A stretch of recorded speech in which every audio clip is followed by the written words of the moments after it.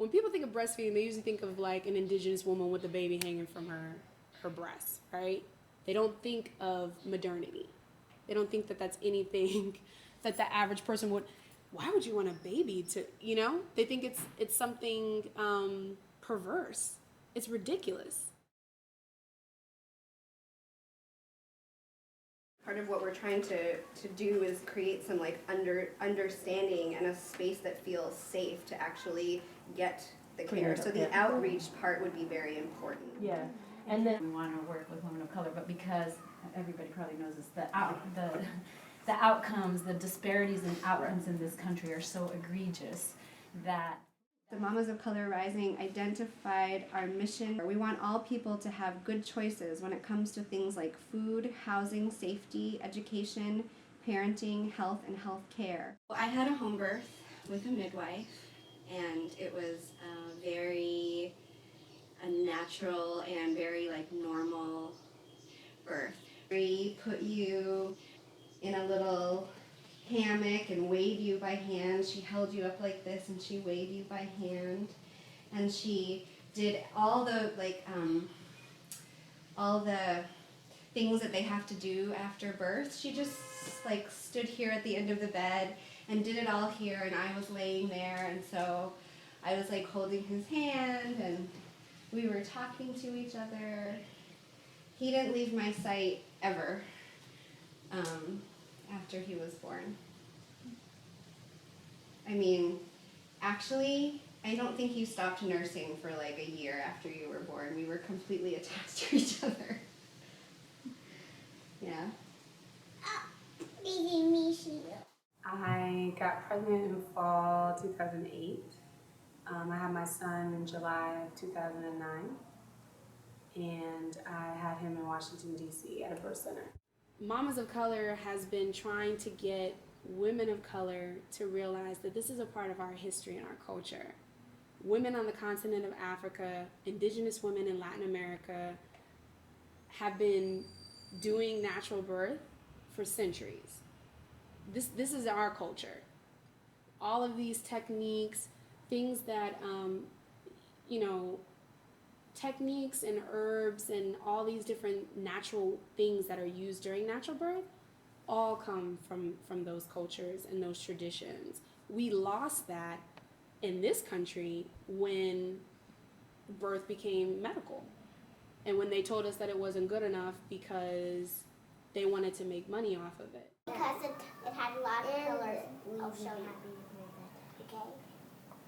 They gave me Pitocin and didn't really tell me that they were giving me Pitocin. They popped my water, and at the time I didn't understand that the water doesn't have to be popped. Like, there was no point because I was progressing fine.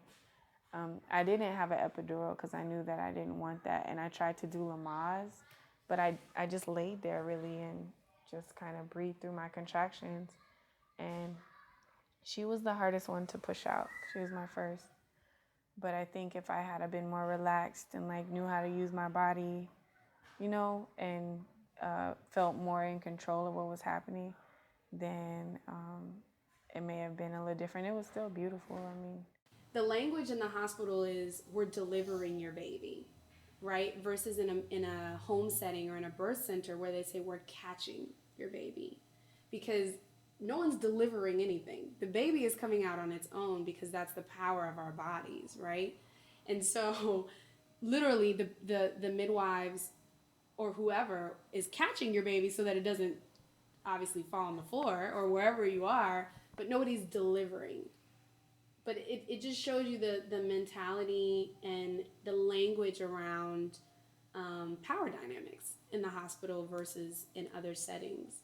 Because they're trying to act as though they're actually doing something for you when they're not. Your body is doing what it needs to do, and they're just playing a role in that. On some level, it's a simple matter of equality.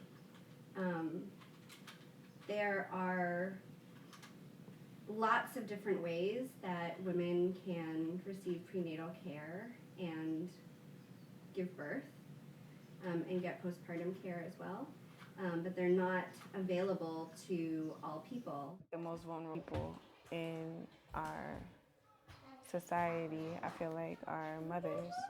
And I feel like, and especially women of color, because they should get the short end of the stick, right? How much, I need a little racism in my misogyny today, right?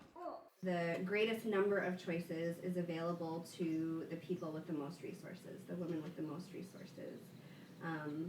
So on one level, we believe in economic and racial equality, and so we want to break open that system so that all women have access to the same choices. And we think that we believe, and there's actually a lot of research to prove, that when women feel empowered in their birthing experience, in their pregnancy and their birth, that the outcomes on the other end are better. We're all really committed to it, and more than anything, we love it because we're doing it with our children.